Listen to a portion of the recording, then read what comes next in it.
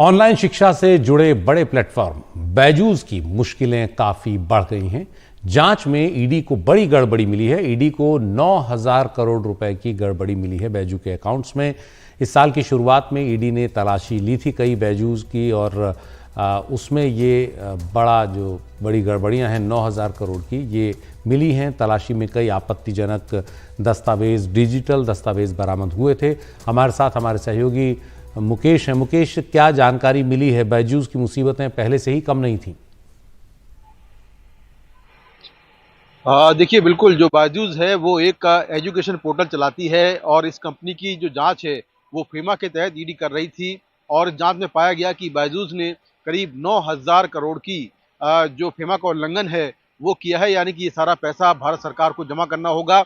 हालांकि जो ईडी है वो कई बार बैजूस के जो फाउंडर हैं रविंद्रन बैजू उनको सम्मन जारी कर चुकी है, लेकिन एक बार भी पूछताछ के लिए नहीं आए हैं। दरअसल ईडी ने कुछ दिन पहले जो बैजूस के ठिकाने हैं वहां पर छापेमारी की थी और जहां से बड़ी संख्या में जो डिजिटल दस्तावेज हैं, जो डिजिटल एविडेंस हैं, इसके अलावा कुछ आपत्तिजनक दस्तावेज हैं वो बरामद किए थे। उनकी जांच के दौरान ये जानकारी मिली कि 2011 से लेकर 2023 तक बैजूस में विदेश से करीब 28,000 करोड़ का जो सीधा निवेश है वो आया। इसके साथ ही कंपनी ने इसी समय के दौरान जो विदेशी प्रत्यक्ष निवेश के नाम पर विदेश में 9,754 करोड़ रुपए भेजे, यानी कंपनी ने इतना पैसा बाहर भेजा और 28,000 करोड़ का निवेश जो है बाहर से आया। लेकिन जो ये इन्वेस्टमेंट हुआ इसकी जानकारी है वो गृह मंत्रालय को नहीं दी गई और ये फेमा का सीधा वायलेशन था। जांच के दौरान ये बात सामने आई कि जो कंपनी है उसने 2020-21 के बाद से जो अपने फाइनेंशियल स्टेटमेंट होते हैं वो कभी भी तैयार नहीं किए और कंपनी के जो अकाउंट्स हैं उनका ऑडिट नहीं कराया।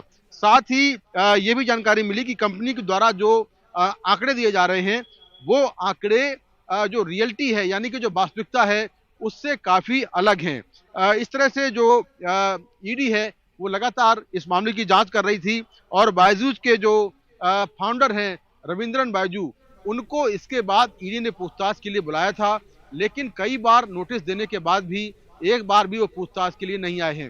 तो अब ईडी ने इस पूरी मामले की जांच के बाद ये खुलासा किया है कि बैजूस ने करीब 9,000 करोड़ रुपए का जो फीमा का वायलेशन है वो किया है और ये जो पैसा है वो अब जो बैजूस कंपनी है उसके फाउंडर को देना होगा। तो कुल मिलाकर कंपनी को नोटिस जारी किया जा रहा है कि ये पैसा वो सरकारी खाते में जमा कराएं क्योंकि 9,000 करोड़ रुपए के वायलेशन है।